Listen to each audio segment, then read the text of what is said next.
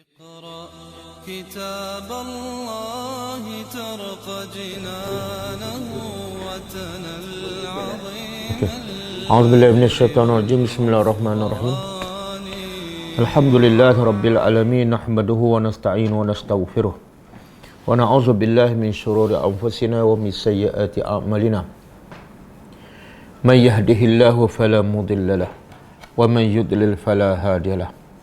أشهد أن لا إله إلا الله وحده لا شريك له وأشهد أن محمدا عبده ورسوله. سبحانك لا علم لنا إلا ما علمتنا إنك أنت العليم الحكيم. اللهم علمنا ما ينفعنا وانفعنا بما علمتنا وزدنا علما. اللهم آت أنفسنا تقواها وزكها أنت خير من زكاها أنت وليها ومولاها. Rabbi yassir wa la tu'assir, Rabbi tammim bil khair, amma ba'du. InsyaAllah hari ini kita sambung tadabbur surah Al-Qamar. Kita sampai ayat yang kelima. Jadi insyaAllah hari ini kita sambung ayat ke-6. Sebelum kita sambung, kita tengok pengajaran daripada ayat yang lepas dan kaitan dengan ayat hari ini. Ayat yang lepas, Allah beritahu tentang kebesarannya dan juga tentang hari kiamat yang merupakan benda yang paling kuat ditentang oleh orang-orang musyrikin Mekah dan secara umumnya oleh orang-orang kafir, iaitu kebanyakan mereka yang kufur kepada Allah, tidak percaya kepada hari kebangkitan. Tidak Allah sebut dalam ayat lepas bahawa hari kebangkitan, hari kiamat pasti akan berlaku dan buktinya terlalu banyak. Antaranya ialah ciptaan Allah yang ada setiap hari dan boleh dilihat di mana-mana di hadapan mata manusia. Dan juga antara bukti juga ialah Allah telah menjadikan bulan ini terbelah semasa di dunia lagi. Wansyaqqal qamar berlaku sebelum kiamat, iaitu ketika zaman Nabi Muhammad SAW. Itu juga sebagai bukti Allah mampu menghidupkan semula manusia yang telah mati dan hancur. Kemudian Allah beritahu sikap orang-orang kafir bila dibawa kebenaran kepada mereka, iaitu mereka akan menolak walaupun apa saja bukti.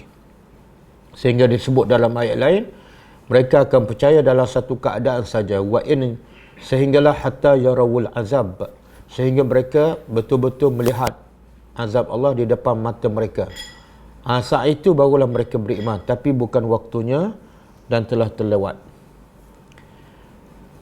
Kemudian setelah mereka menolak, bukan setakat mereka menolak kebenaran, tapi mereka melabelkan kebenaran dengan perkataan dengan nama yang supaya orang tidak mendekati kebenaran. Antaranya menuduh Quran itu adalah sihir, menuduh Nabi Muhammad sebagai tukang sihir, sebagai penyair. Istilah-istilah yang menyebabkan kadang-kadang orang nak dekat kepada kebenaran berfikir 10 kali. Kemudian Allah beritahu bila mereka menolak kebenaran, mendustakan kebenaran, maka bermakna mereka telah mengikut hawa nafsu. Wa kazzabu wattaba'u ahwa'ahum. Jadi antara berbohong, mendustakan kebenaran dengan mengikut hawa nafsu adalah satu benda yang berkait. Dia tidak mungkin dapat dipisahkan. Kalau mendusta, makna dia ikut hawa nafsu. Kalau ikut hawa nafsu, makna dia akan mendustakan kebenaran. Kemudian Allah kata, wa kullu amri mustaqir. Setiap perkara akan terus berlaku sampai kepada penghujung dan sampai berlakunya sunnatullah.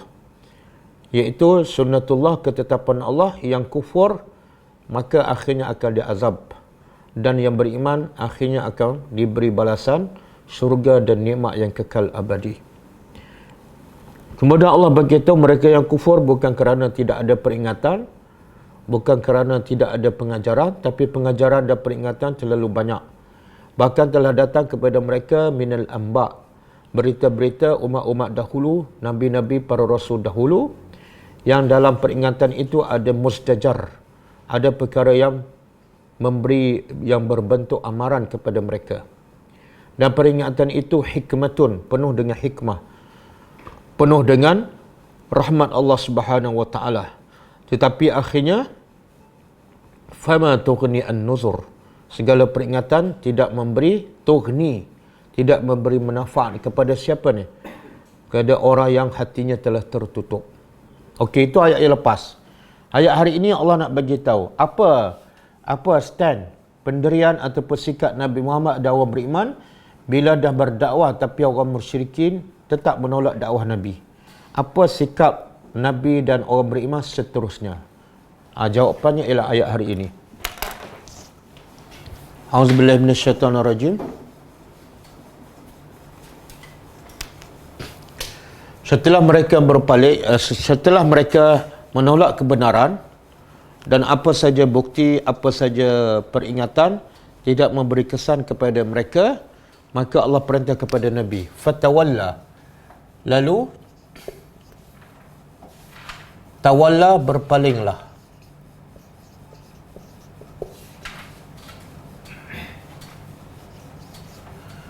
Fa di sini lebih tepat makalah. Maka berpaling anhum, dari mereka.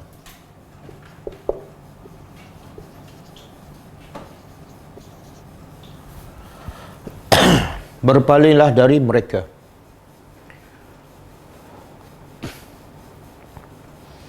Maknanya bila kamu dah berdakwah tapi mereka menolak dan macam-macam bukti kamu bagi, peringatan kamu bagi, tapi mereka tetap menolak, maka tugas kamu seterusnya tawalla, berpaling daripada mereka.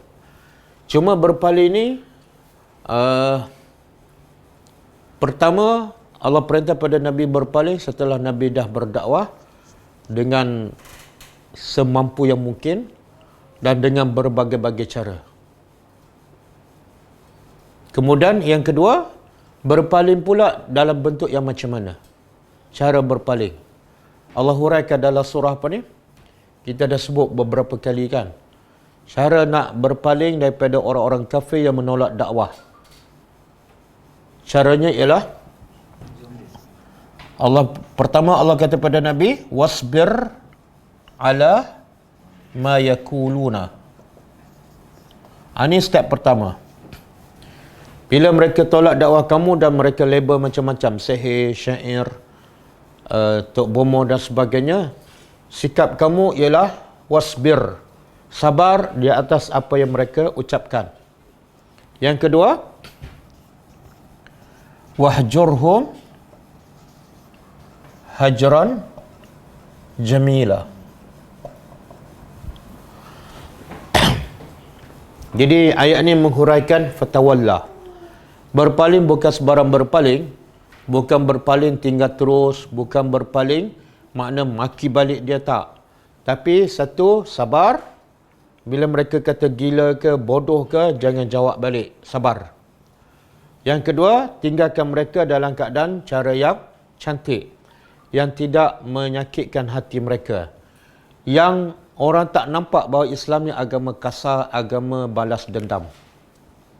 Sebagaimana juga Allah sebut dalam surah apa ni? Surah Al-Furqan. Allah sifatkan sifat ibadur rahman, wa idza khatabahumul jahiluna qalu salama.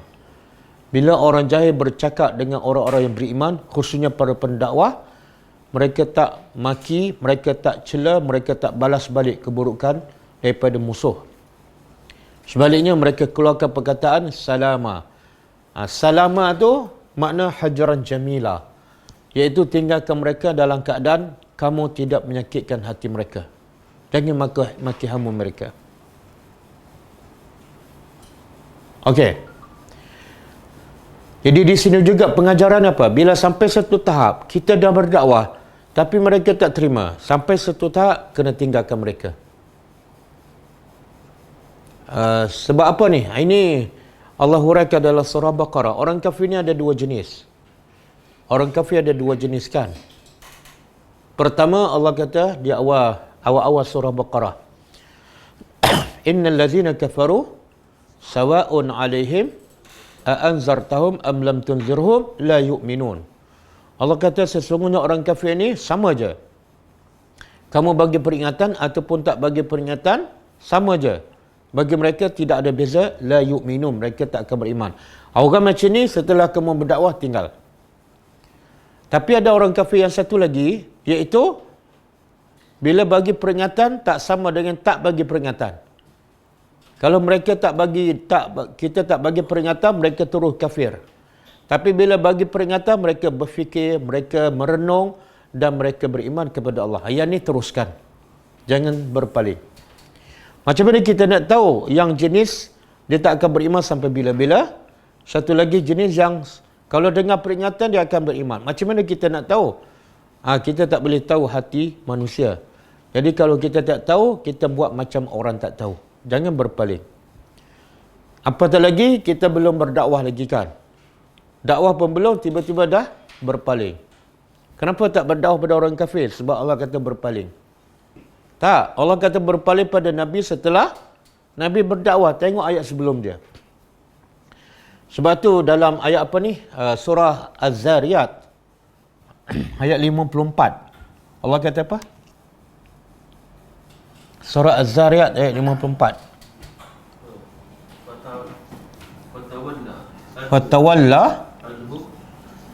Fatawalla anhum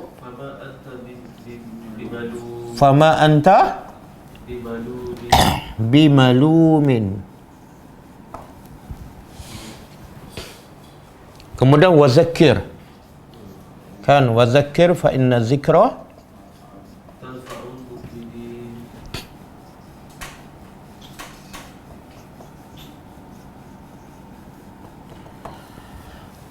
Okey, cuba tadabbur ayat ni. Fatawalla.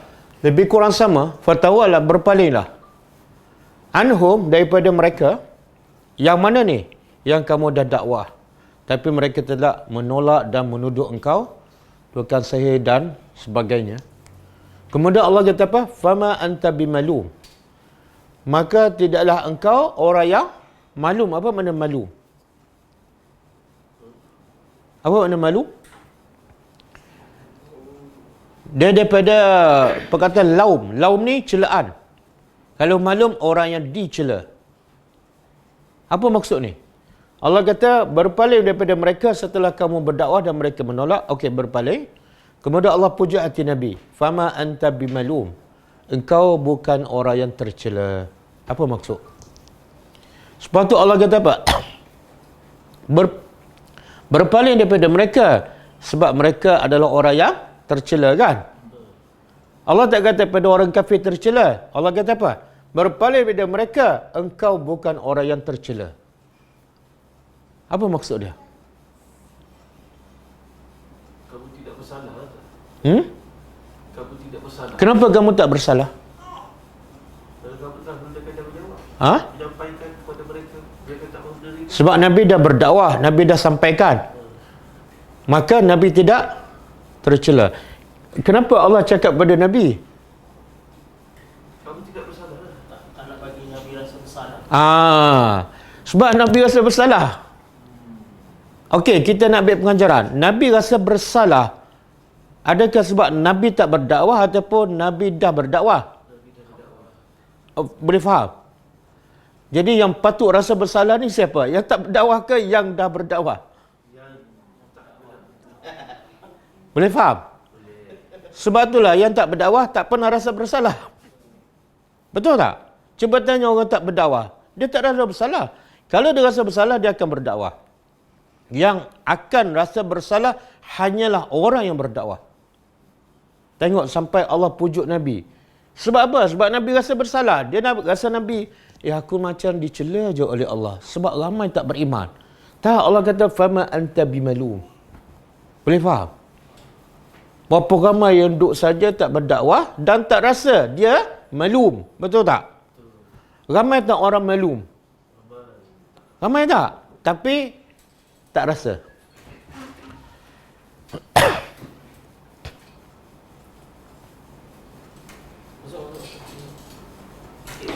Jadi kalau kita nak faham, Allah kata engkau tak dicela sebab apa? Sebab apa Nabi tak dicela?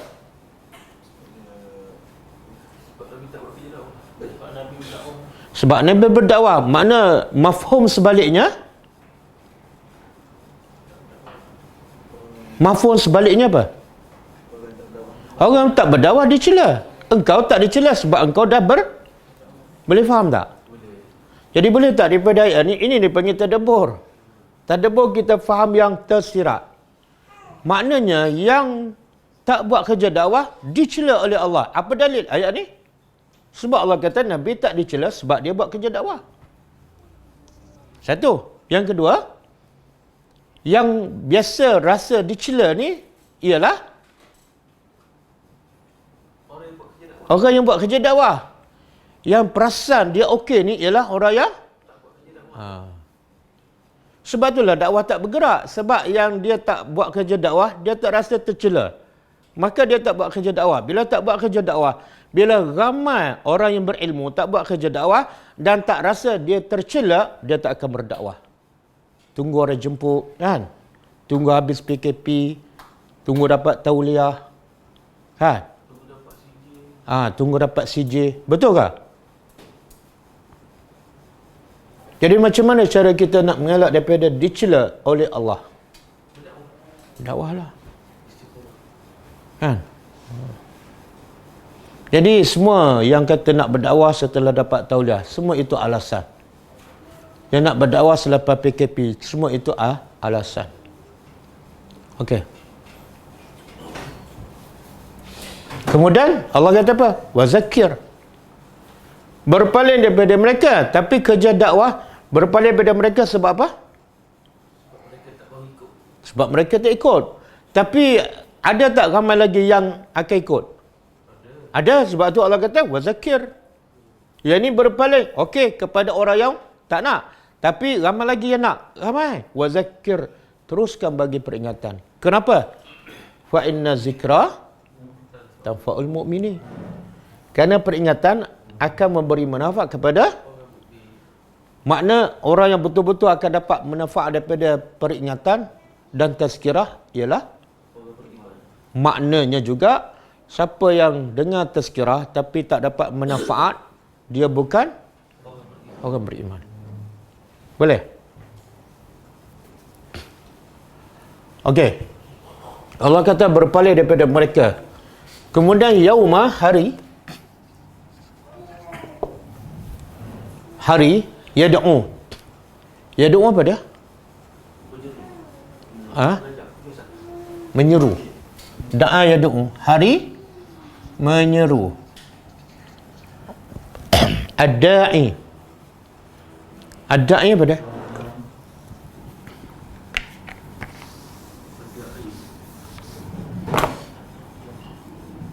Da'i lah.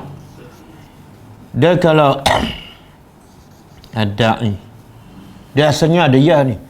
Tapi dalam bahasa Arab, ya tu huruf, dia panggil huruf berat. Kalau nak sebut ad-da'iyu berat, maka dia buang ya. Ad-da'i kan. Jadi siapa ni? Ad-da'i boleh diterjemah berbagai. Boleh terjemah orang yang menyeru, boleh terjemah pendakwah, orang yang berdakwah, boleh terjemah orang yang berdoa. Okey? Di sini nak terjemah apa ni? Menyeru, penyeru. Bukan orang berdoa. Pada hari penyeru akan menyeru. Siapa ni?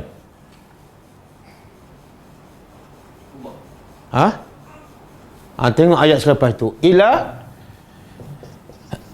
kepada syai'in, sesuatu. Nukur benda yang perbuatan mungkar. Mungkar tu dinamakan mungkar sebab apa? Sebab daripada perkataan nakara. Nakara benda yang dibenci, benda yang diingkari oleh fitrah manusia. Jadi semua benda yang tak disukai oleh fitrah manusia dipanggil benda mungkar. Sebab tu benda mungkar wajib dicegah. Adapun lawan dia ialah benda makruh, iaitu benda yang disukai oleh nafsu, oleh fitrah. Jadi nukur apa dia? Sesuatu yang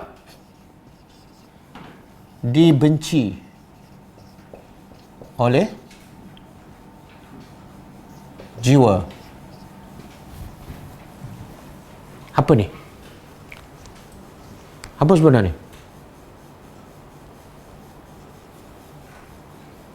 Sebenarnya ini adalah hari kiamat.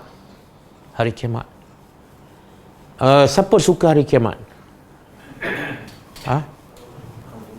Apa dia? Orang beriman.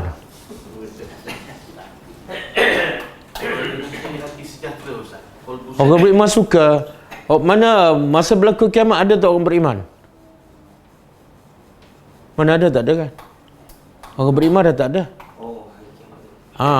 Bila berlaku kiamat orang beriman dah tak ada kan, Allah dah matikan. Okey.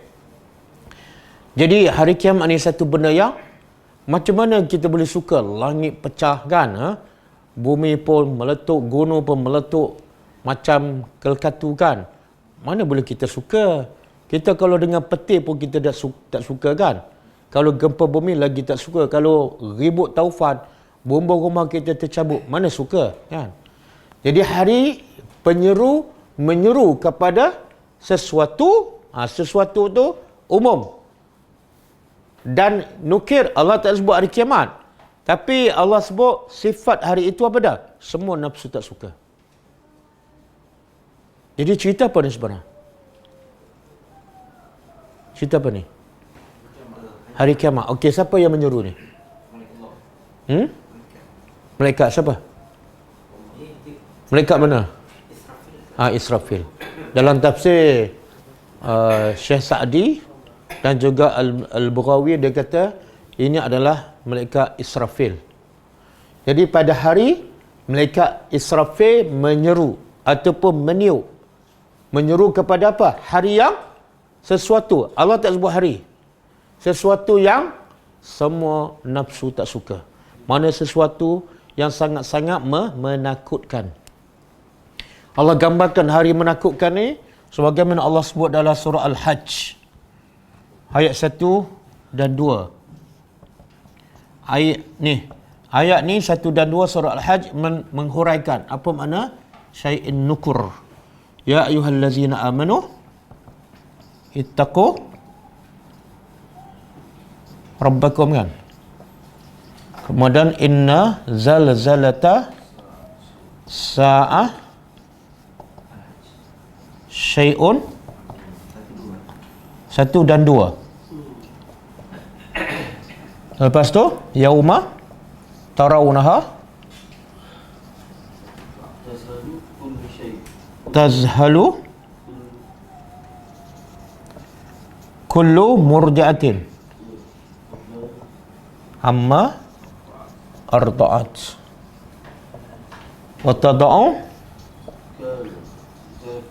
tada'u kullu zati hamlin hamlaha wa taran nasa sukara wa ma hum bisukara walakinna azaballahi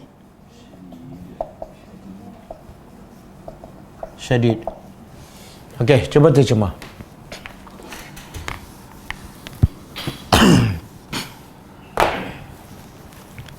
Ya ayyuhallazina amanu.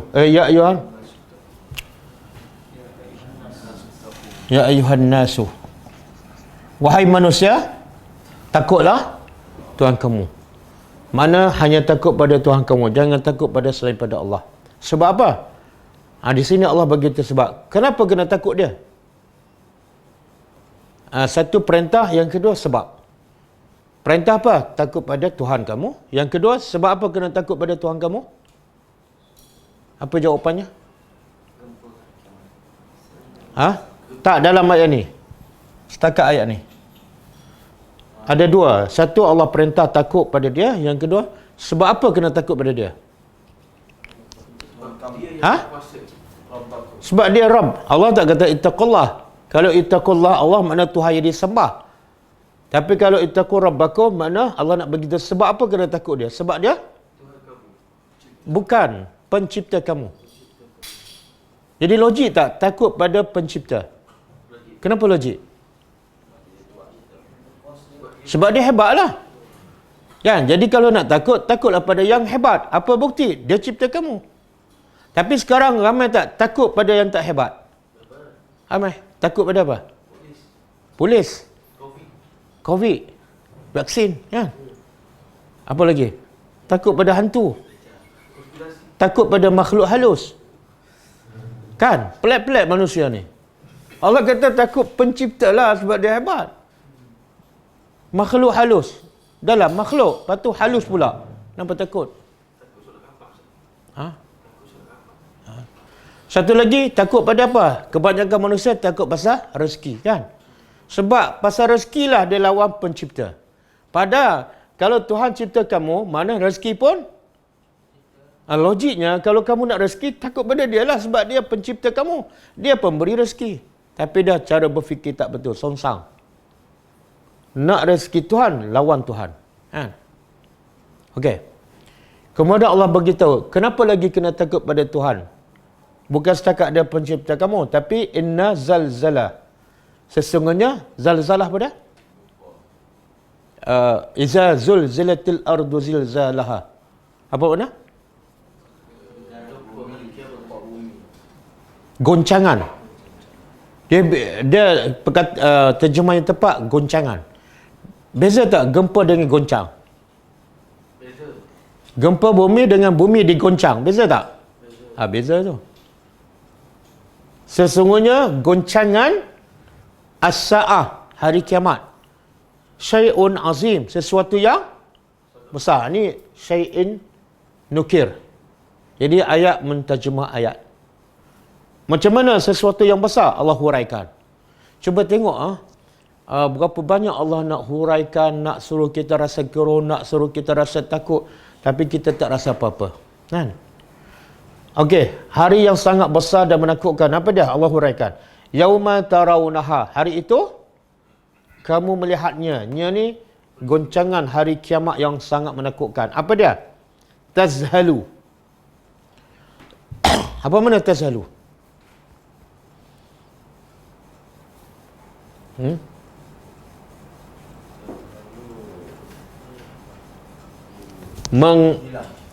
Menghilangkan, membiarkan apa ni? Kullu murdi'atin, setiap ibu yang menyusu. Setiap ibu yang menyusu pada hari bila berlaku kiamat, ibu yang menyusu tazhalu, melepaskan amma arda'at, apa yang dia susukan. Faham? Apa maksud? Allah nak cerita suasana hari kiamat yang sangat menakutkan. Tiba-tiba Allah cerita pasal ibu yang menyusu, melepaskan anak-anaknya. Apa maksud tu? Ibu ni berlaku apa-apa pun, kalau ada baby kat tangan dia kan, berlaku apa-apa, dia peluk ke dia lepas? Peluk. Ada ular ke, gempa bumi ke, mesti dia peluk. Tapi yang ni dia lepas. Menunjukkan apa? Suasana yang sangat dahsyat. Mana masa tu hilang dah rahmat ibu kepada anak. Boleh faham? Yang kedua, wa tada'u kullu zati hamlin hamlaha. Ya Allah. Setiap zata mempunyai hamlin apa dia? Kandungan. Hamil, kalau yang mengandung hamil. Kalau kandungan hamlu. Jadi setiap hari itu teruk sangat, setiap yang sedang mengandung meletakkan, tada'u menggugurkan, hamlaha kandungannya. Maksud apa ni? Dia perempuan ni bila mengandungkan, biasa mudah tak nak gugur kandungan? Susah. Biasa apa dia antara sebab lah boleh gugur kandungan? Jatuh. Apa lagi? Panjat gunung kan? Kena tanya perempuan lah. Lelaki semua tak ada pengalaman ni. Jadi nak gugur tu satu benda yang bukan senang. Tapi bila hari kiamat, tak payah jatuh, tak payah panjat gunung, tak payah berjalan jauh. Duduk je, dengar je, terus tergugur. Sebab apa? Suasana sangat-sangat dahsyat. Kemudian, wataran nas. Yang ketiga, kamu lihat manusia sukara. Mabuk. Macam mana orang mabuk? Kan? Kalau kita tengok orang mabuk, kita tengok sekali pandang ke perhati lagi? Perhati lagi. Sebab apa perhati? Kan? Takut dia jatuh. Kalau boleh kita nak pimpin dia kan, nak papah dia. Sebab apa? Dia bila orang dah mabuk, dia tak tahu ke mana. Tak tahu kanan, tak tahu kiri, tak tahu parit. Kita nak bantu dia. Tapi dia mabuk tu sebab apa? Minum arak. Kan? Mana nak boleh mabuk macam tu, kena minum arak dulu. Baru huruf hayang kan? Ada tak orang tak minum arak, huruf hayang juga? Ada yang terlebih tidur. Ha? Mabuk tak cukup tidur. Ha? Mabuk lauk. Tapi hari kiamat ni minum arak pun tak, mabuk lauk pun tak, bangun tidur pun tak. Hanya suasana kiamat engkau melihat mereka mabuk. Wa ma hum dan wa ma hum. Mereka sebenarnya tak mabuk pun. Tapi sebab suasana kiamat macam mabuk. Habis kenapa nampak macam mabuk? Walakin azab Allah syadid. Azab Allah sangat keras. Macam orang bengong, macam orang tak tahu hilang punca. Depan tak tahu, kanan tak tahu, kiri tak tahu. Sebab apa? Suasana ni zalzalata as-sa'ah. Jadi Allah bagi 3 contoh kan. Sebenarnya ini perumpamaan ke ataupun betul-betul akan berlaku? Betul-betul akan berlaku ni. Kan? Ayat ni yang Allah kata berpalinglah pada mereka yang tak nak terima kebenaran. Tiba-tiba Allah cerita pasal kiamat. Kenapa? Dalam satu ayat. Mula-mula cerita dakwah kan?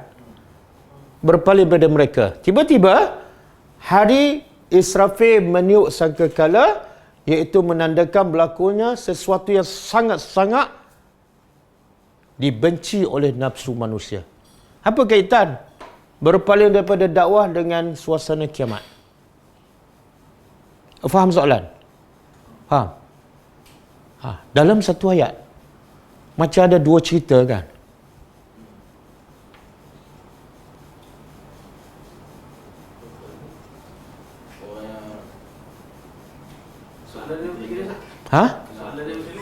Tengok susah nak tak ada soalan pun tak faham.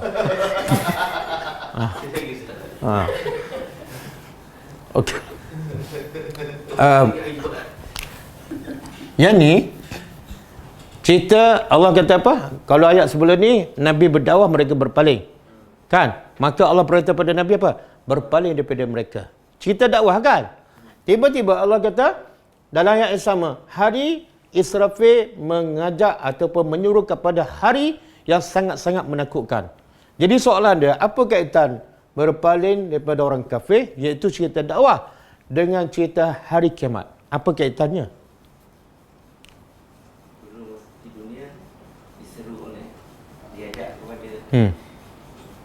Kanan kepada iman. Di akhirat ni kali ni ajak yang tak tolak dah. Tak kaitan je. Kali ni dah balasan dah. Kali ni tak ada nak nolak. Kali ni diseru di akhirat ni. Tak, dia tu belum mengaitkan antara dua cerita ni. Ini cerita dakwah, ini cerita akhirat. Apa kaitannya? Dia mesti berkait sebab Allah sebut dalam satu ayat. Apa yang kamu berpaling dulu kerana kebencian kamu, hari ini kamu disuruh untuk mendapat balasan. Orang lari akan ada kenal. Jadi kaitannya? Siapa yang berdakwah, Siapa yang menolak? sebelum menolak ada balasan akhirat. Sebenarnya ayat Quran sama ada basyir, ada unsur menggembirakan ataupun unsur menakutkan. Jadi ayat ni ada unsur apa ni? Menakutkan siapa? Orang yang menolak dakwah Nabi. Jadi makna Allah nak berkata apa? Berpalinglah daripada mereka sehingga hari berlakunya kiamat. Bila berlaku kiamat, mereka tak akan lepas dan kamu akan bergembira. Sebab apa? Mereka yang menentang kamu akan dihisap satu persatu. Jadi ayat ni satu basyir kepada Nabi, yang kamu buat kerja penak-penak, yang kamu rasa bersalah tu akan dibalas. Bila? Yauma yad'un da'i. Dan amaran kepada orang kafir, mereka nak tolak, okey kamu berpaling. Sehingga apa? Tunggulah hari ini. Mereka tak akan lepas. Kamu berpaling daripada mereka, tapi Allah tak akan lepaskan mereka. Boleh? Jadi dakwah ni kaitannya apa? Dakwah tak berhenti setakat dunia. Dakwah kamu akan sampai ke akhirat. Kalau siapa beriman, dia akan dapat nikmat. Siapa menolak, tunggulah balasannya. Jadi di sini Allah nak bagi apa? Buat apa-apa, jangan tak kaitkan dengan akhirat. Apatah lagi kerja agama, kerja dakwah, mesti kaitkan dengan akhirat. Bila orang tolak je, cerita berakhirat. Kalau kamu tolak, tak selesai kat dunia. Biar ada unsur-unsur yang menakutkan. Jangan kata, kalau kamu tak nak beriman pun, tak apalah, buat macam mana. Tak, sambung lagi. Tak selesai di sini. Boleh? Boleh. Okey, kemudian Allah huraikan lagi syai'in nukur. Tengok bahasa Al-Quran, hari penyeru menyeru. Syai'in benda yang sesuatu. Sesuatu tu apa maksud dia? Sebenarnya Allah nak beritahu apa? Hari kiamat kan? Tapi Allah sebut dalam perkataan syai'un. Syai'un bahasa Arab umum, sesuatu. Kenapa Allah tak sebut direct je? Ila yaumil qiyamah. Ataupun Allah sebut hari zalzalata as-sa'ah. Kenapa Allah sebut perkataan syai'un? Kita nak faham bahasa, gaya bahasa Al-Quran. Okey, supaya mudah jawab. Kita kalau yang mana lebih menakutkan orang, kita takutkan dengan sesuatu yang spesifik ataupun kita takut dengan benda yang umum? Yang mana orang lebih takut? Spesifik. Okey. Jaafar, saya akan rotang awak 5 kali. Spesifik kan? Jaafar, tunggulah balasannya nanti. Saya tak sebut. Yang mana lebih takut? Dia tak sebut. Kenapa? Dia fikir ni, apa dia ni? Penjara ke? Rotang ke? Betul tak? Yang tu lagi menakutkan. Jadi Allah sebut sesuatu yang umum. Supaya apa? Lagi menakutkan. Boleh faham?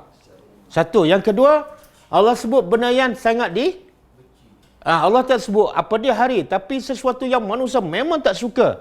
Lagi menakutkan. Kalau kita terdebur, satu ayat ni dah boleh mengetuk hati kita. Kan? Satu ayat. Tapi kalau tak tadabbur 30 juzuk pun boleh buat majlis khatam seronok. Buat pulut kuning kan. Seronok apa? Khatam. Tapi tak faham. Jadi sepatut tak faham bila khatam kena buat majlis khatam ke majlis tangisan. Patut buat majlis tangisan. Sedih sebab tak faham kan. Apa dah? Okey, tengok apa lagi Allah cerita hari itu, khusya'an. Khusya'an, hari yang tengok Allah nak kita takut. Jadi kadang-kadang orang salah faham. Apa cerita menakutkan? Sebab saya dengar seseorang lah, dia baru masuk Islam. Bila kita cerita pada dia tentang dosa, tentang azab, dia kata tak nak dengar. Saya tak nak dengar benda-benda yang menakutkan. Benda-benda yang negatif. Saya nak dengar benda yang baik je. Pahala syurga. Okey tak orang macam tu?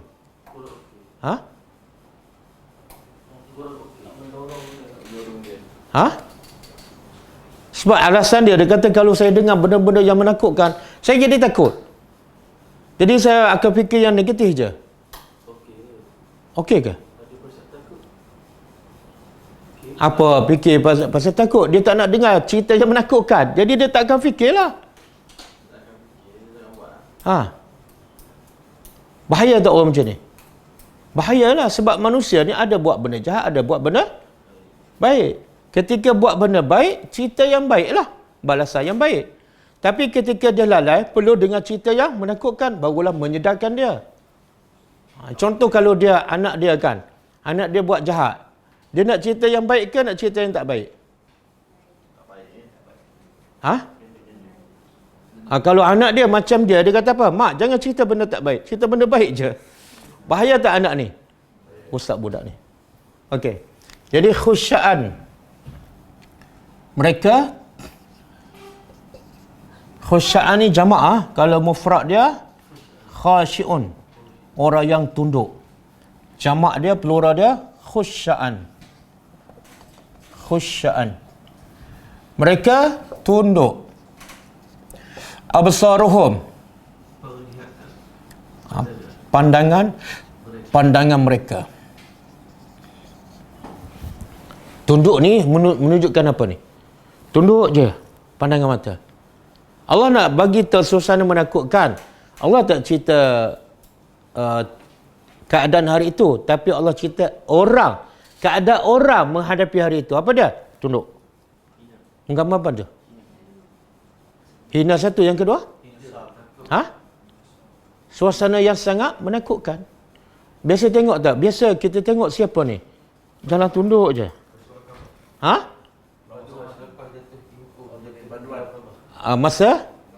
Masa dia keluar makan-makan, masa masuk. Masa masuk orang tak ambil gambar sangat kan? Masa keluar tu tunduk kan? Bukan setakat tunduk, boleh dia tutup muka dia. Sebab dia rasa malu, rasa hina, rasa takut. Jadi Allah gambarkan suasana menakutkan dengan tengok muka dia. Muka dia sentiasa tunduk ke bawah. Dan yakhrujuna, mereka keluar. Minal ajdas. Ajdas jamaah, mufrad dia jadasun. Jamak dia, plural dia ajdas. Apa makna dia? Jadasun qabrun, kubur. Qabrun. Jadi hari itu mereka keluar dari kubur mereka. Masing-masing akan keluar daripada kubur masing-masing. Kubur yang di Mekah, kubur di Afrika, kubur di Jepun, kubur di Bukit Jelutong, semua akan keluar daripada tempat masing-masing dan semua menuju ke satu tempat. Kan? Macam mana? Cuba bayangkan macam mana tu. Hari tu serentak keluar daripada kubur. Kubur kat Kelantan, kat Johor Bahru, kat Kuala Lumpur, kat US, kat UK, semua keluar. Semua menuju satu tempat. Kan? Dan mayat pula bekas zaman kita aja, daripada Nabi Adam sampai benda tu kalau kita bayang menakutkan. Nak tahu menakutkan tak? Cuba kita pergi ke kubur, 2 mayat je keluar. Bukan semua. 2 mayat je. Kita okey tak? Satu je kan? Satu je. Kan? Kadang-kadang bukan mayat, macam mayat je kita dah cabut kan? Ka'annahum, dan cara mayat keluar apa dia? Ka'annahum, seolah mereka jaradun. Jarad apa dah? Belalang. Muntashir, yang apa dia? Berkeliaran ke, berterbangan ke, bertaburan? Berterbangan. Sebab biasa belalang terbang kan? Kalau tak terbang dipanggil apa? Dipanggil belalang matilah. Itu bukan pak belalang. Itu nujum pak belalang. Okey, tengok. Allah nak gambarkan apa ni? Suasana menakutkan. Satu dengan perkataan syai'un.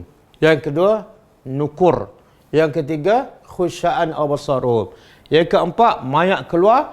Allah nak gambarkan suasana menakutkan seperti apa? Kenapa Allah kata macam belalang? Kalau kita tengok surah Al-Qari'ah. Al-Qari'atu mal-Qari'ah wa ma adraka mal-Qari'ah yauma yakunun nasu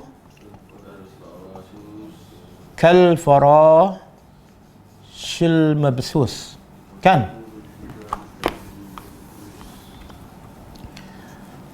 Kal farashil mabsus. Okey, cuba terjemah yang ni. Pada hari itu manusia kal farash. Farash apa dia? Kal katu. Mabsus? Okey. Ayat ni seperti belalang. Jadi yang mana satu ni? Manusia bila keluar daripada kubur macam belalang ke macam kal katu? Dua-dua. Dua-dua. Macam mana tu? Mana ada dua rupa? Dia punya sepah ramai banyak sama boleh kita kata dengan belalang tak? Tapi kenapa Sekali Allah kata kelkatu, sekali Allah kata belalang.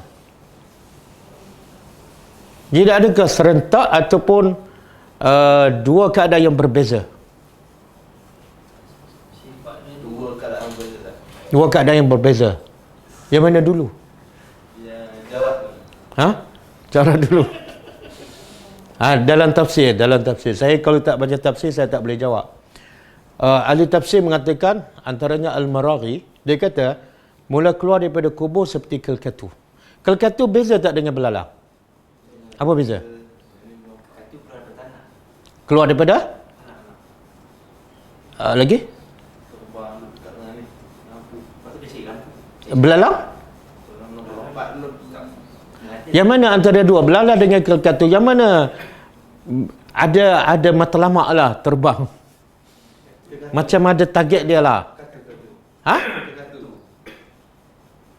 Tak, kelkatu yang paling tak ada matlamat. Sebab dia terbang ke mana-mana saja. Nampak api je dia terbang. Padahal api itu akan mematikan dia. Jadi kata ahli tafsir, mula-mula keluar daripada kubur manusia macam kelkatu, kebingungan. Macam kelkatu, tak tahu mana nak terbang. Okey?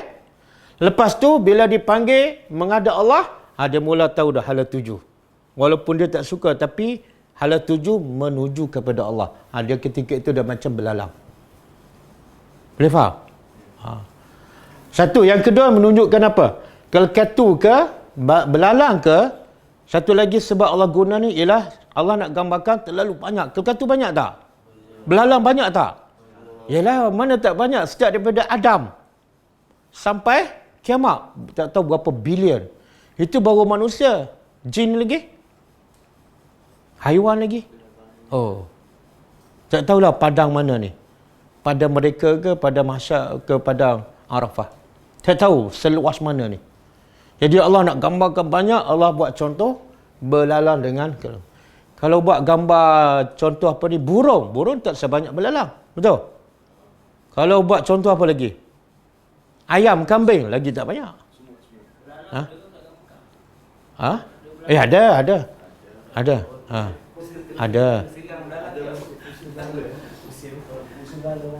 Ada. Entah pernah pergi Mekah? Tak pernah, patutlah. Oh, dia ada berlaku tak? Mana banyak keluar daripada Saudi? Ada. Anda tengok video penuh kat Kaabah. Penuh belalang. Ada. Dia kalau tak ada kat Mekah, ada orang Mekah tak kenal, Allah tak akan sebut belalang.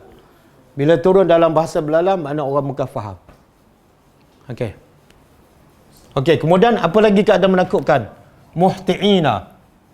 Apa makna muhti'in? Menakutkan. Mereka bersegera. Ila kepada penyeru. Penyeru di sini ada mengatakan ialah Allah. Sebab tu bila menuju kepada Allah, mereka seperti belalang. Tapi peringkat awal keluar daripada kubur, mereka kebingungan seperti kelkatu. Okey, yaqulul kafirun. Ketika itu berkata orang-orang kafir.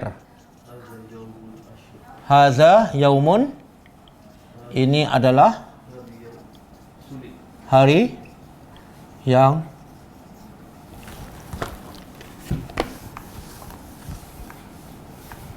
yaumun asir, hari yang sukar. Subhanallah. Allah nak bagi tahu gambaran hari itu sukar, antaranya apa? Orang kafir mengeluh, hari ini memang hari yang celaka lah. Kat dunia biasa, siapa yang sebut ucapan ni? Kita ada dalam masalah, kita menghadapi hari yang sukar. Biasa siapa yang sebut? Orang miskin, kan? Orang kafir tak ucap. Tapi bila orang kafir sebut ni, makna hari itu terlalu menakutkan. Sama juga Allah sebut dalam surah Mudassir. Faiza, ayat 4 ke 5. Faiza nuqira fin naqur. Kemudian fazalika yawma izin Yaumun asir. Kan? Ayat 4 ke 5. Alal kafirina ghairu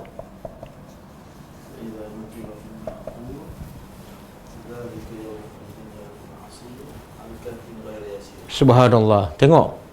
Surah Mudassir ayat berapa? 8, 9, 10. Tengok. Allah kata, cuba terjemah. Faiza, maka apabila nukira ditiuplah. An-nakur, terjemah bahasa Indonesia sangkakala lah. Bahasa Melayu tak tahu. Maka apabila ditiup sangkakala, maka fazalika, demikian itulah yauma izin, hari itu yaumun asir, hari yang sangat sukar. Yalah, mana tak sukar? 50,000 tahun berdiri, bogel, matahari pula sejengkal, kemudian ramai pula bermandi peluh, ada yang tenggelam dengan peluh, ada yang buta, ada yang pekak, ada yang muka hitam, ada yang muka di bawah berjalan dengan muka. Hari itu adalah hari yang sukar, tapi Allah beritahu hiburan kepada orang beriman. Apa dia? Alal kafirina ghairu yasir. Ke atas orang kafir ghairu yasir. Tidak mudah. Di sini Allah kata apa? Orang kafir kata hadza yaumun. Orang kafir ini hari sukar. Allah kata apa? Ke atas orang kafir bukan hari yang mudah. Samalah. Okey, makna apa tu? Bila Allah kata ke atas orang kafir bukan mudah, makna ke atas orang beriman mudah.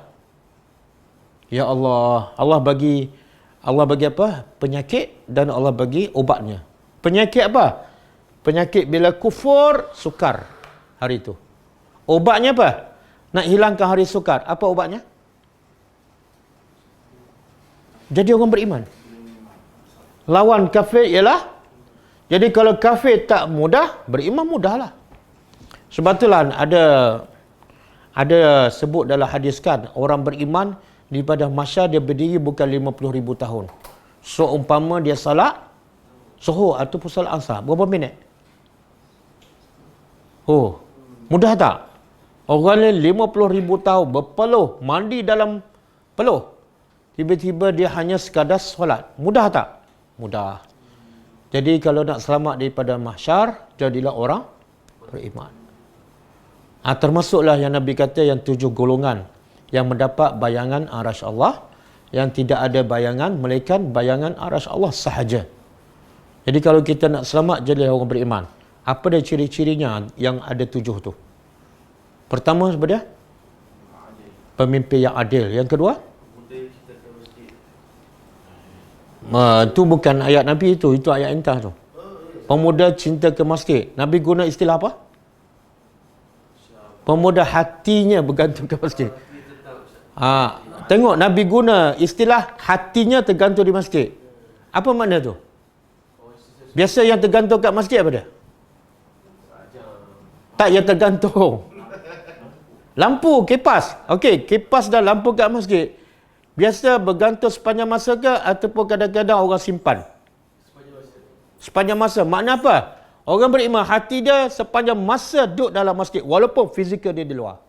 Walaupun jarak SOP dia tak boleh pergi, tapi hati dia dalam masjid. Ada orang pergi masjid tapi hati dia di luar, tak masuk. Pergi masjid fikir nak keluar aje. Patut imam baca lambat lagi, ya Allah aku tak nak pergi dah masjid ni. Itu tak termasuk yang 7 golongan. Yang ketiga, apa dia? Dia sedekah tapi rahsia. Jadi tolonglah bila buat kebaikan jangan cerita pada orang. Supaya apa? Supaya hari daripada masa bagi kita adalah mudah. Jangan cerita pada orang, jangan masuk Facebook. Yang keempat, pemuda yang membesar dalam beribadat pada Allah, bukan membesar dalam kerja dunia. Yang kelima, dua orang yang sentiasa berkasih sayang kerana Allah.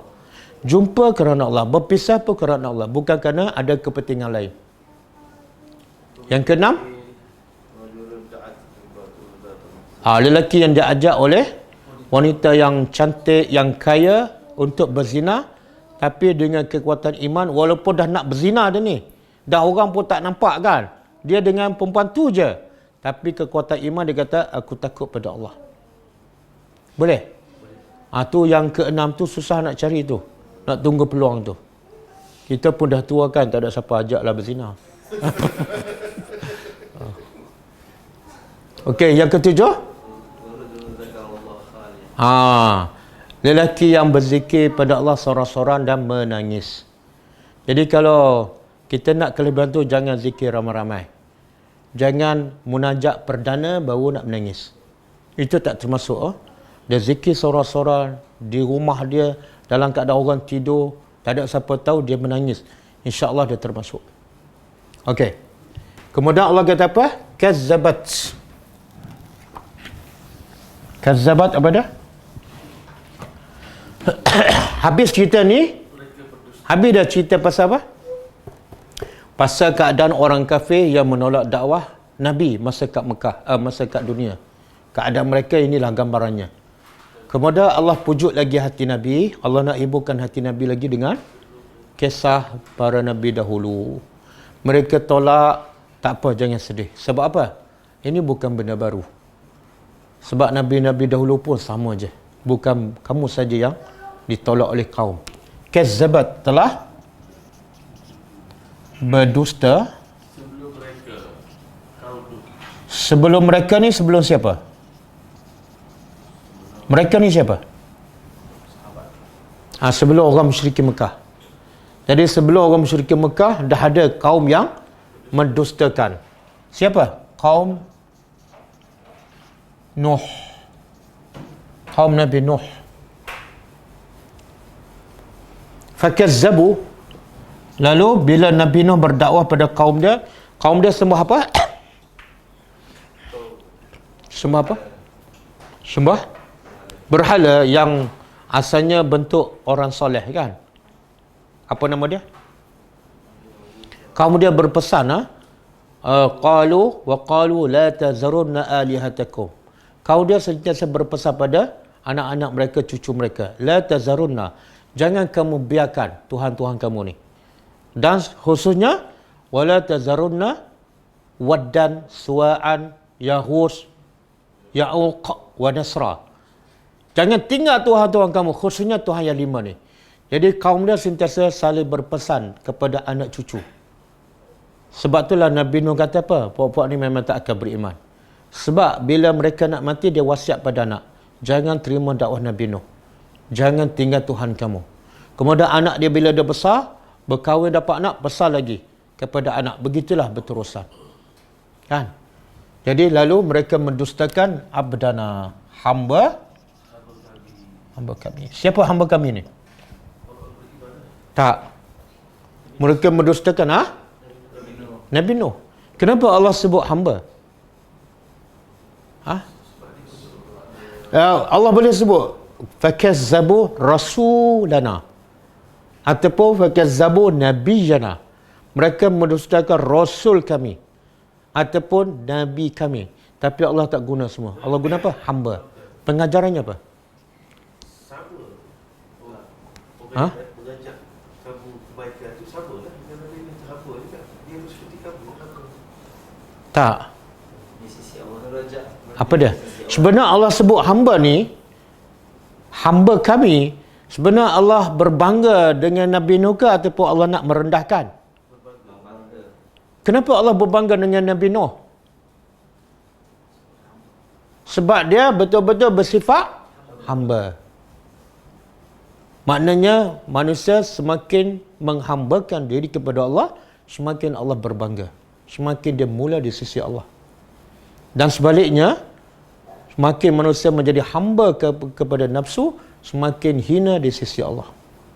Lepas tu bangga ni, hamba kami. Satu pengiktirafan.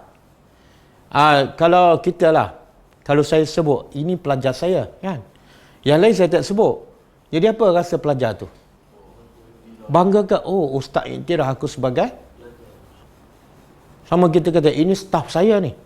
kita orang terkenal, patut kita mengaku ini staf saya.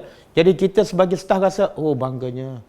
Itu baru orang mengaku. Ini siapa mengaku ni? Jadi bila Allah mengaku kita hamba dia adalah satu pengiktirafan. Kemudian mereka mendustakan Nabi Nuh, hamba Allah, dan bukan setakat mendustakan, waqalu, dan mereka berkata majnun. Gila. Wastujir, bukan setakat gila, dan wastujir apa dia? Dan dia, iaitu Nabi Nuh, dicaci, dicela, diugut, dimaki. Kan? Hebat hamba Allah, tapi orang tuduh gila. Hamba Allah, tapi orang maki. Boleh? Jadi syarat nak jadi hamba Allah, apa dia? Mesti dituduh gila. Mesti Tapi kalau asyik disanjung, dimuliakan, diraikan, dibagi anugerah, dia hamba siapa? Saya tak kata. Ini yang jawabnya ialah yang bernama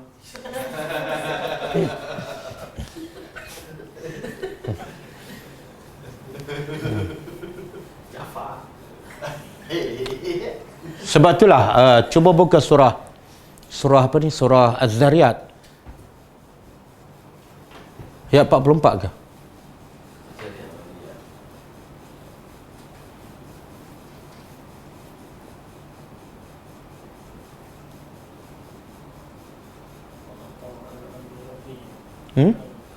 Bukan.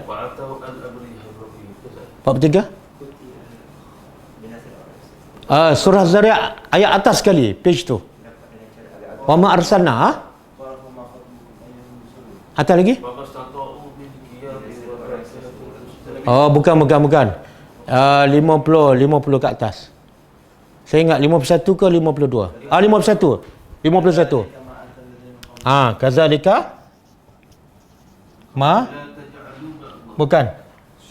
Kazalika ma atallazi 52. Ma atallazina min qablihim min rasulin illa qalu sahirun au majnun.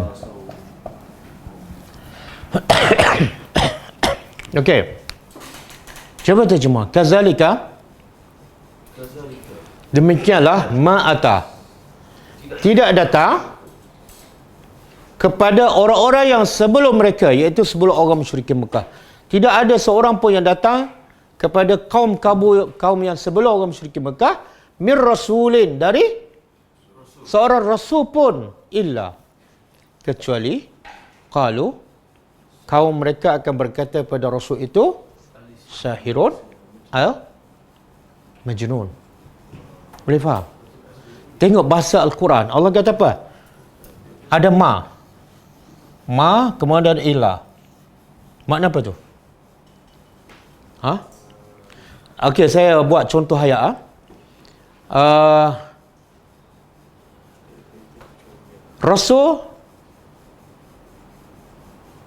Rasul yang datang kepada kaum dia akan dikatakan gila. Satu. Yang kedua, tidak ada seorang rasul pun yang datang kepada kaumnya, mereka semuanya akan dikatakan gila. Beza tak dua ayat tu? Apa beza dia? Yang pertama, mungkin ada rasul yang orang tak kata gila. Tapi ayat kedua, dengan apa yang menunjukkan semua rasul mesti kaum dia kata gila? Dengan apa ni? Satu, tidak. Yang kedua, itu bahasa Arab tu, power tu. Sebab tu Allah turun Quran dalam bahasa Arab. Bahasa lain tak boleh sama dengan bahasa Arab. Tidak ada seorang pun rasul yang datang kepada kaum mereka, melainkan semua kaum dia akan kata gila ataupun boleh faham? Okey. Kalau orang tanya soalan, ada tak Ustaz rasul yang sejak daripada Nabi Nuh lah sampai sebelum Nabi Muhammad, ada tak rasul yang kaum dia puji? Semua kaum dia puji, ada tak? Jawapannya tak ada. Ada tak Rasul yang datang selepas daripada bermula Nabi Nuh sampai sebelum Nabi Muhammad, ada Rasul orang tak kata dia gila? Ada tak? Jawapannya? Tak ada. Mana kalau ada 313 Rasul, semua kaum dia kata 313 gila tukang sihir. Boleh faham? Pengajaran untuk kita apa dia? Selagi tak dapat gelaran gila, jangan mendabik dada kamu pendakwah terbaik. Boleh? Setuju? Ha? Apa dia? Sabar. Bila dia kata Nabi gila, mana pengikut Nabi itu? Gila lah. Mana ada orang tak gila ikut orang gila? Kenapa? Tak, maksudnya ada tak orang kata pada sahabat gila? Dia sebenarnya automatik lah. Bila ikut orang gila, mana pengikut dia? Gila. Dan dalam ayat surah Baqarah, Allah kata apa? Pasal orang munafik kan? Wa iza qila lahum aminu kama amana nas. Bila dikata pada orang munafik, berimanlah kamu sebagaimana orang ramai beriman. Siapa orang ramai itu? Sahabat. Apa jawab orang munafik? Anu'minu kama amana sufaha. Adakah patut kami beriman seperti orang-orang bodoh beriman? Siapa orang bodoh ni? Sahabat. Mana sahabat dikatakan orang bodoh. Dan otomatik, bila sahabat ikut orang gila, maka dia juga menuduh sahabat gila.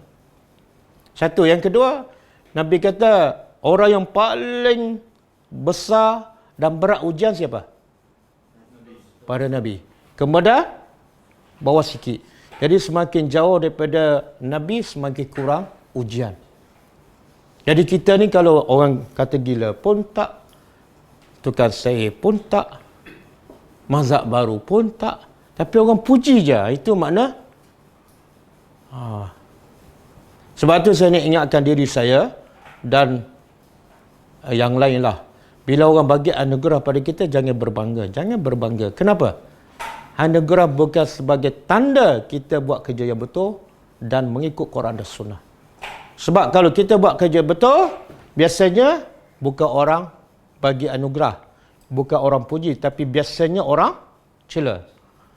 Dan kalau kita tak ada orang cela, maka jangan kita rasa syok sendirilah.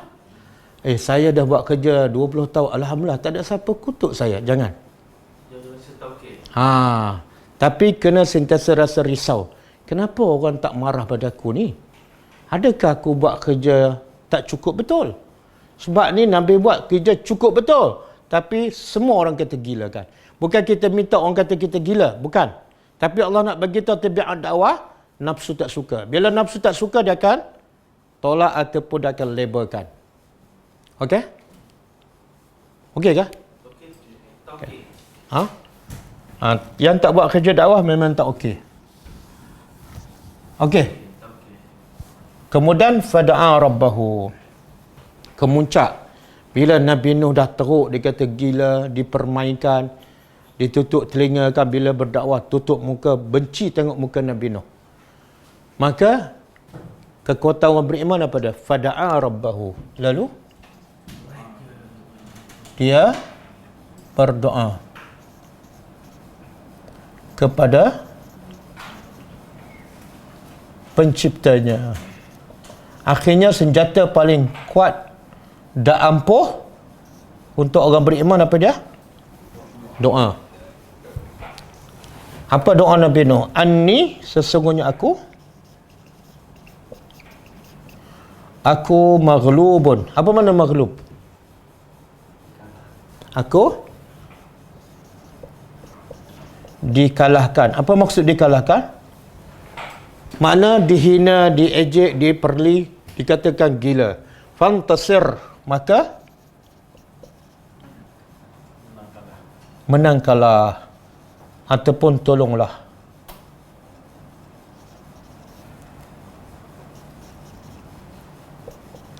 Mana di sini juga nak menunjukkan apa? Nabi sekuat macam mana, sehebat macam mana, tak boleh memberi kemenangan pada dakwah dia.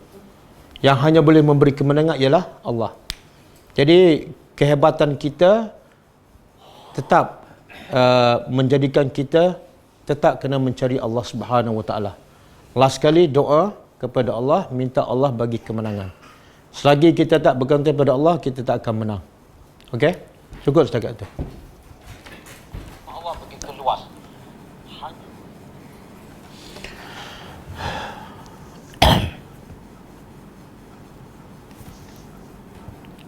Assalamualaikum Ustaz. Kalau berdoa selepas solat,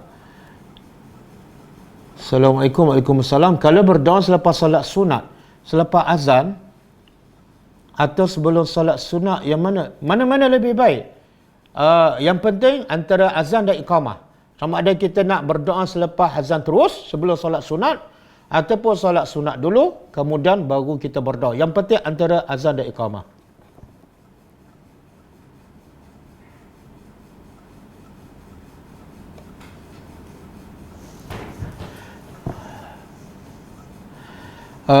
Salah satu doa mustajab ialah ketika bertahajud. Boleh Ustaz jelaskan waktu yang sesuai untuk bertahajud? Adalah jam 4:30 pagi ataupun 1 jam sebelum solat subuh sesuai untuk bertahajud dan berdoa. Waktu tahajud yang paling baik ialah 1/3 malam, bahagian akhir. 1/3 malam ni kita nak tahu, bagilah daripada waktu maghrib sampai subuh, katalah 10 jam. Bagi 3. Mana dapat 3 jam setengah lebih kurang kan? Kita ambil 3 jam setengah bahagian akhir. Mungkin lebih kurang pukul 2 pagi sampai subuh. Itu waktu paling baik. Tapi kalau kita nak bertahajud lagi lama, lagi bagus. Start daripada pukul 12 sampai subuh, lagi bagus. Kalau mampu. Assalamualaikum Ustaz. Waalaikumsalam. Ingin bertanya, adakah doa beramai-ramai seperti solat itu sunnah? Bukan sunnah Nabi. Nabi solat 5 kali sehari berjemaah bersama para sahabat. Berapa lama ni? Hampir 10 tahun. 10 tahun. Hampir 10 tahun. 5 kali sehari. Tiba-tiba tak ada satu pun hadis yang menunjukkan Nabi berdoa ramai-ramai bersama para sahabat.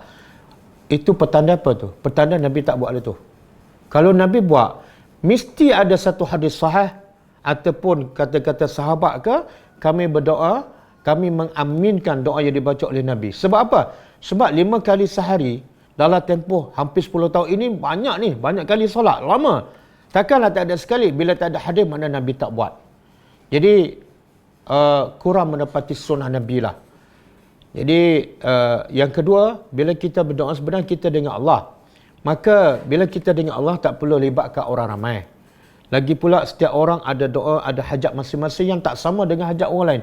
Kenapa nak disamakan? Kenapa nak disekalikan? Kemudian tambah-tambah lagi kadang-kadang iman tu baca doa yang sama je. Kan? 20 tahun doa yang sama je. Rabbana atina fid dunya hasanah. Sedangkan kita banyak lagi hajat lain kan. Jadi yang terbaiknya kita hubungan kita dengan imam bila habis salam, habis. Lepas tu kita sedikit sendiri dan berdoa sendiri. Itu yang terbaik. Wallahu a'lam.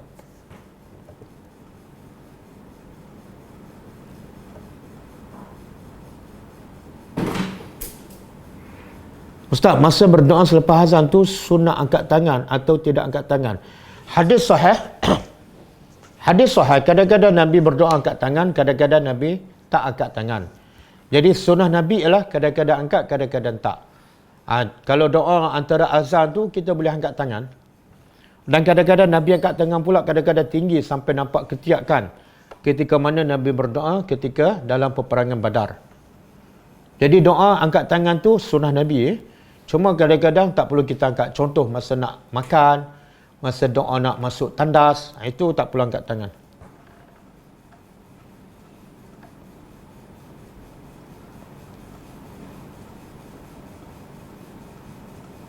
Salam Ustaz, apa sunat yang boleh dibuat apabila mendapat anak? Sunat yang patut dibuat mengikut sunah Nabi bila dapat anak ialah azan di telinga kanan dan qamat di telinga kiri. Itu ada ulama mempertikaikan, dia bukan hadis sahih. Tapi kata ulama kalau nak buat pun tak salah sebab walaupun hadis dhaif, tapi untuk fadilat beramal dibolehkan. Kemudian tahnik.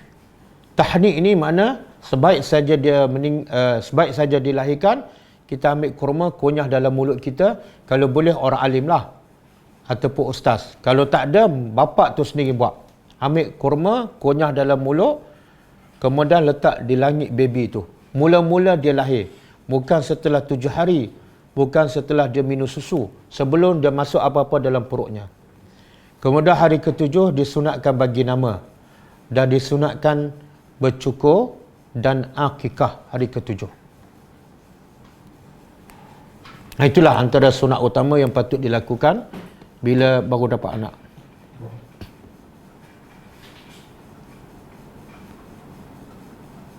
Waktu hujan turun mustajab, tapi kita selalu terlupa. Ialah sebab kita tak dibiasakan dengan sunnah Nabi. Itu dipanggil sunnah-sunnah Nabi yang dilupakan. Tak sempat ustaz, terlalu rush sebab masjid nak iqamah cepat. Tak, kalau kita bersiap awal, pergi masjid sebelum azan, jadi masa azan kita jawab, lepas azan terus kita berdoa dan terus kita solat. Sempat.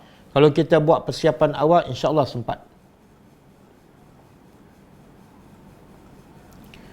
Assalamualaikum ustaz. Doa ketika hujan yang sahih baca apa? Allahumma sayyiban nafi'ah. Allahumma sayyiban nafi'ah. 3 patah je. Itu hadis sahih. Dan ada juga doa yang lain. Boleh tengok buku saya, 66 doa dan zikir harian. Ada doa lain ketika hujan turun. Ketika hujan berhenti, lain pula doa. Mutirna bifadlillah. Kami diberi hujan dengan anugerah Allah. Itu doa setelah hujan berhenti. Jadi belilah buku saya, 66 doa dan zikir harian. Ada semua doa kat situ. Soalannya, kalau saya jadi imam masjid, macam mana saya tak nak berdoa beramai-ramai? Dah, kalau dah jadi imam masjid, memang syarat dia kena berdoa ramai-ramai. Itu dah peraturan dia. Siapa-siapa nak jadi imam, bila dia interview, syarat dia mesti buat macam orang ramai buat. Jadi kalau kamu tak nak berdoa orang ramai, jangan minta jadi imam lah. Dia tak ada pilihan. Solat tahajud berapa rakaat? Tidak ada had. Kalau Nabi solat 11 rakaat, ada riwayat kata 13. Tapi solat Nabi, Aisyah kata jangan tanya betapa panjang, betapa cantik, betapa khusyuknya. Jadi jangan kita ambil ukuran bilangan rakaat yang Nabi solat, tapi ambil nilai solat Nabi itu. Khusyuk, lama, kan? Sebab tu ulama kata kalau kita solat 11 rakaat tapi sekejap, baca pula surah pendek, dia belum mendapati sunnah Nabi. Tapi kalau kita solat tak sampai 11, kita baca lama, kemudian berdiri lama dan khusyuk, mungkin dia lebih dekat kepada sunnah Nabi SAW. Ukurannya bukan bilangan, tapi ukurannya ialah kualiti solat. Ada orang kata ibu mengandung doanya mustajab. Tak ada dalil. Tak ada dalil lah. Tapi kalau ibu mengandung, dia doa selepas azan, mustajab. Ataupun ibu mengandung berdoa ketika dia berpuasa, mustajab.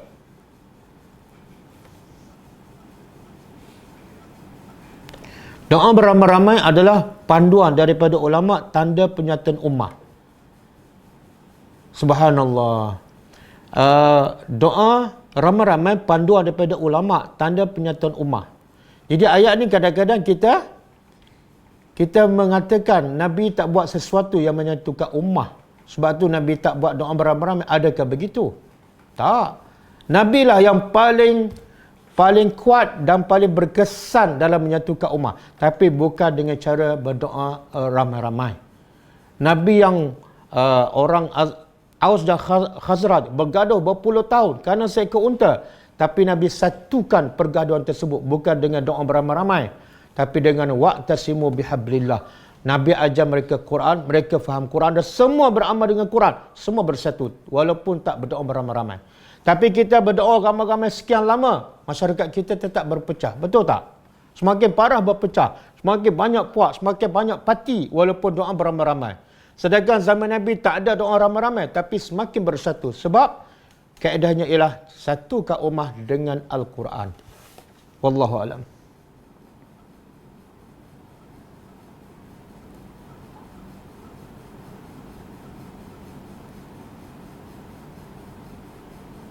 Assalamualaikum Ustaz. Bila waktu solat sunat qabliyah sebelum imam solat fardu atau bila ketika tak dapat nak solat tepat pada waktu kita masih.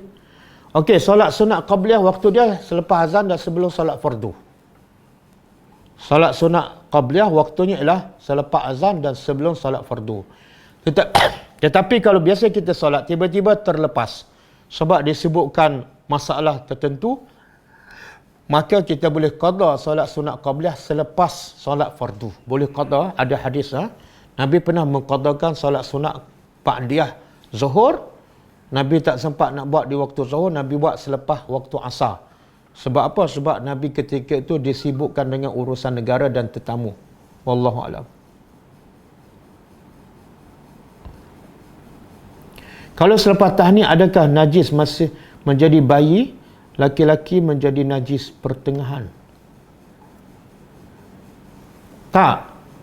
Dia itu tahniah bukan maksud makan, dia hanya bagi rasa manis. Itu bukan makanan. Sebab tu kita bukan masukkan sebiji kurma. Kita ambil kurma, masuk dalam mulut kita bagi hancur, kemudian kita letak di langit baby tu. Bukan kita masuk seketul Jadi itu bukan dinamakan makan. Sebab tu dia panggil tahniah. Bagi baby tu rasa manis kurma tu.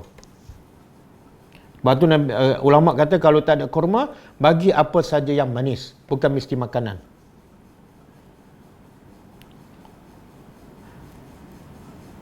Ustaz, macam mana saya nak beli buku-buku Ustaz kerana saya tinggal di Singapura? Boleh kontak staf kita Izdiharudin.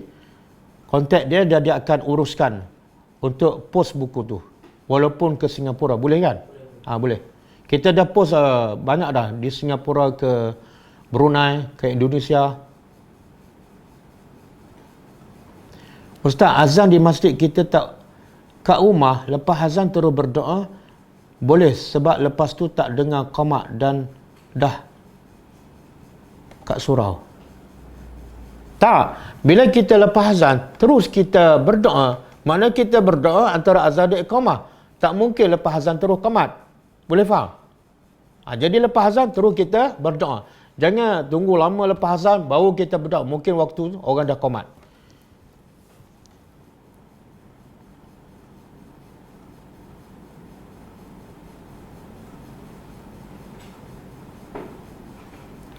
Tadarus. Assalamualaikum Ustaz. Waalaikumsalam. Tadarus bulan Ramadan okey ke tak?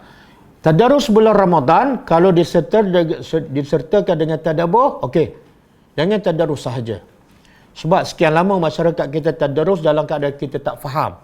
Jadi kita tak akan dapat kebaikan Al-Quran. Kita tak akan mendapat rahmat dan syifa kalau kita baca tanpa kita tadabbur. Bahkan Allah mencela orang yang tidak mentadabbur Al-Quran.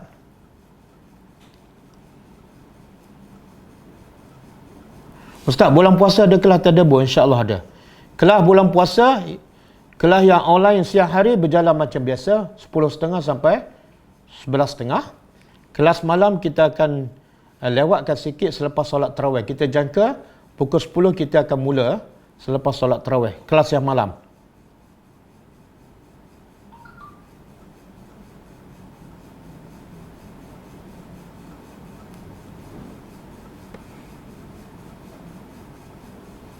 Okey, cukup InsyaAllah kita sambung kelas kita malam ni pukul 9.10 insyaAllah. Kita tutup dengan membaca tasbih kafarah. Subhanakallahumma wa bihamdika asyhadu an la ilaha illa anta astaghfiruka wa atubu ilaik. Assalamualaikum warahmatullahi wabarakatuh. اقرأ كتاب الله ترق جنانه وتنل عظيم الأجر والغفران.